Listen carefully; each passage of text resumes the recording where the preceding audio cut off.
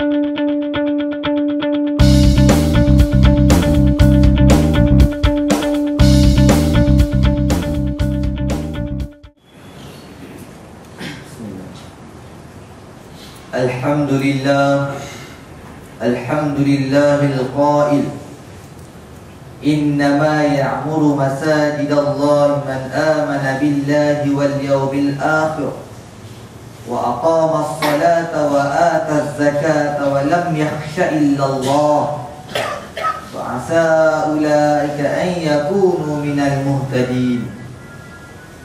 Ashhadu an la ilaha illallah wahdahu la syarika lah wa ashhadu anna sayyidana Muhammadan abduhu wa rasuluh. Allahumma salli wa sallim ala sayyidina Muhammad wa ala alihi wa ashabihi ajma'in. Amma ba'd, fa ya ibadallah ittaqullah usikum wa iyaya bittaqwallah wa ta'atihi faqad fazal muttaqun wa tazawwadu fa inna khairaz zadi taqwa wattaqullah ya ulil albab la'allakum tuflihun.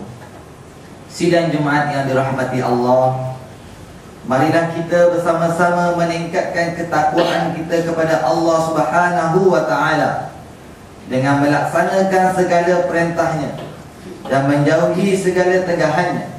Mudah-mudahan kita akan berbahagia di dunia dan juga di akhirat. Mimbar Jumaat pada hari ini akan membicarakan khutbah yang bertajuk menguruskan kewangan masjid secara berhemah. Sidang Jumaat yang dirahmati Allah, masjid adalah rumah Allah yang dibina untuk memenuhi semua keperluan kehidupan umat Islam. Kemakmuran masjid lazimnya bergantung kepada kecekapan pegawai dan keseluruhan jawatan kuasa serta keperhatian dan kerjasama ahli karya. Pembangunan sebuah masjid dapat dilaksanakan sekiranya kewangan diuruskan dengan berhemah oleh jawatan kuasa yang dilantik. Pengurusan kewangan masjid seringkali dibaca antaranya mengenai penyalahan guna wang tabung masjid, wang tidak dibelanjakan. Masalah yang paling ketara ialah wang masjid tidak dibelanjakan, sebaliknya hanya disimpan di dalam bank sehingga mencecah puluhan ribu, bahkan menjangkau ratusan ribu. Amat menyedihkan, duit tabung masjid banyak, tetapi masjid kurang mengadakan majlis ilmu dan kelas pengajian seperti kelas pengajian akidah, fiqh, tasawuf dan sebagainya. Sidang Jumaat yang dirahmati Allah, seringkali kita mendengar apabila tiba penghujung tahun, ada ahli jawatan kuasa masjid yang bertanya kepada bendahari, berapa banyak wang di dalam tabung masjid yang berjaya kita kumpul pada tahun ini. Mereka menjawab, tabung kewangan masjid kita lebih banyak daripada masjid yang berada berhampiran. Tahun depan insya-Allah kita kumpul banyak lagi wang di dalam tabung masjid kita. Ingatlah, wang tabung masjid yang didermakan jemaah merupakan amanah yang perlu dipikul untuk menguruskan masjid. Gunakanlah wang sumbangan dan derma orang ramai ini untuk manfaat bersama demi kemakmuran masjid. Untuk manfaat bersama demi memakmurkan masjid, berbagai program ilmu di samping menyediakan kemudahan asas bagi keselesaan jemaah. Baikilah kerosakan sekiranya ada, dan yang penting eratkanlah ukhuwah dan mengadakan gotong royong bagi memastikan kebersihan masjid, khususnya tandas masjid dan kawasan-kawasan sekitar yang terpelihara. Wang tabung masjid hendaklah direkodkan pembelanjaan keluar masuk dengan sempurna supaya pengurusan kewangan masjid dapat diuruskan dengan baik dan penuh amanah. Pengisian program di masjid hendaklah ditumpukan kepada aktiviti dakwah seperti ceramah-ceramah agama, kuliah ilmiah, menyinggungkan dan mingguan dan bulanan. Jemputlah ustaz-ustaz atau penceramah yang mendapat tauliah dan kebenaran daripada pihak berkuasa agama untuk mengisi program keilmuan masjid. Sidang Jumaat yang dirahmati Allah, Jadikanlah masjid tempat bergantung ahli qaryah untuk menyelesaikan masalah mereka, sebagaimana sabda Rasulullah sallallahu alaihi wasallam dalam sebuah hadis diriwayatkan oleh Imam Al-Bukhari, antara 7 golongan yang mendapat naungan Allah Subhanahu wa taala pada hari yang tidak ada perlindungan melainkan perlindungan di akhirat nanti, ialah warajulun qalbuhu mu'allaqun fil masjid, yang bermaksud dan lelaki yang hatinya bertaut kuat kepada masjid. Sidang Jumaat yang dirahmati Allah, wang tabung masjid mesti digunakan secara berhemah untuk mengelakkan ahli Jumaat memakmurkan masjid. Di sinilah keprihatinan ahli Jumaat perlu untuk terus menyumbang sebanyak mungkin bagi menambah dana tabung masjid. Firman Allah Subhanahu wa taala dalam surah Al-Anfal ayat 27, A'udzu billahi minasyaitonir rajim. Ya ayyuhalladzina amanu la tattakhidhu la takunu Allah war rasul wa la takunu amanatikum wa antum ta'lamun.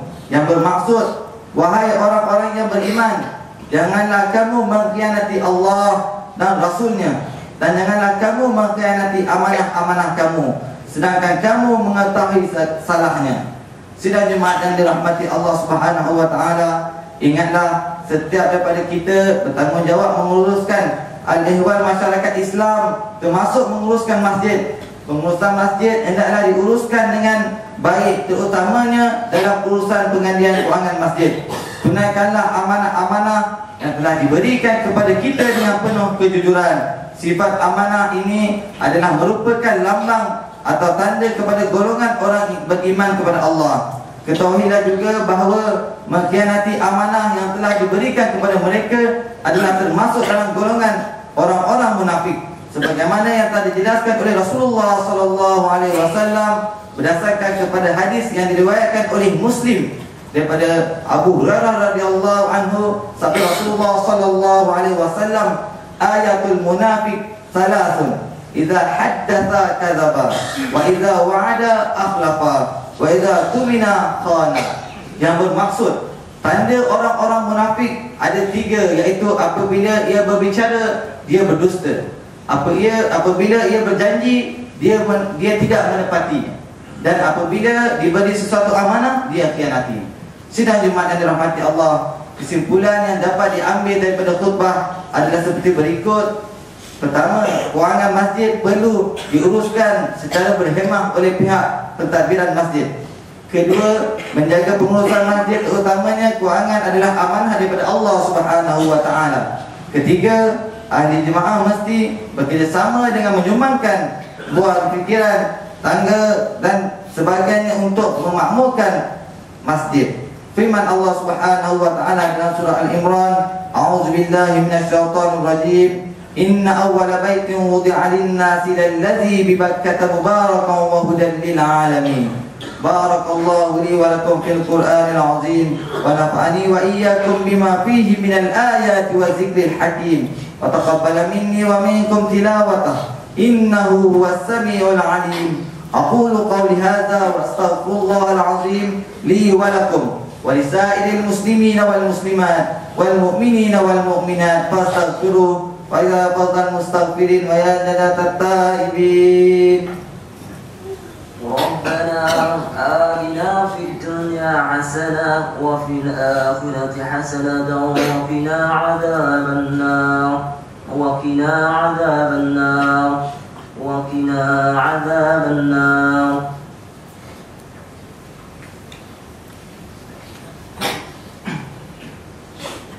Alhamdulillah nahmaduhu wa nasta'inuhu wa nastaghfiruh wa nu'minu bihi wa natawakkalu alayhi wa na'udzu billahi min shururi anfusina wa min sayyiati a'malina.